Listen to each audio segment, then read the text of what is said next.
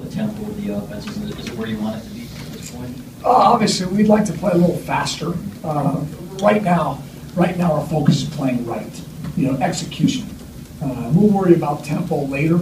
And I think, like we said before, we want to control the tempo of the game on offense, whether that is to slow the game down a little bit or to speed up.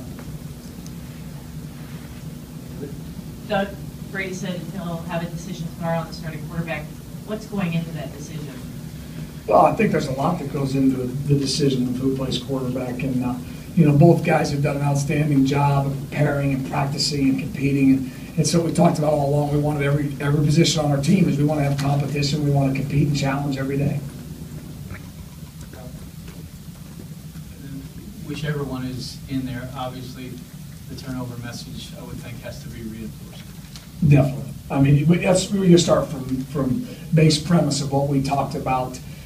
From day one, that we continue to talk about every day, and until we get it right, we're going to continue to struggle. And it's a turnover margin. You can't win football games when you lose it.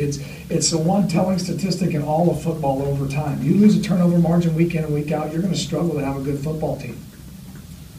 Doug, I guess at this point, not knowing who the quarterback's going to be, what positives do you see? What could you do differently if Shane Morris were your starter? Well, I mean, I don't know that you say, what do you start all over and change your offense? No, you do the things that play to Shane's strengths. And, Shane, obviously, very talented guy, got a lot of arm strength. He is a young player, like a lot of our players, and learning. And Devin does. They both are similar in a lot of their style. Both, you can see, can make plays with their feet. Both have really good arms, and we feel good about either one of those guys. Mark. Doug, when you guys, at Notre Dame, Brady had said that Gardner needed to ride it out and play the whole game because that was really important. Obviously, the last two games you guys have taken him out later in the game. What's the difference in the dynamic there in that decision?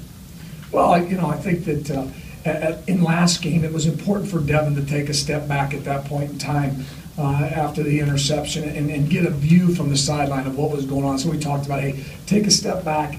Sometimes it's better when you can sit back for a minute and you can see from the sideline view what's going on and how the game's developing. And for a quarterback, sometimes when things aren't going well and you're being challenged for every yard like we were the other night, things seem to speed up, and a lot of times the picture's not real clear. So the reason was to give Devin a chance to sit back and look at it and to try and clear the picture for him.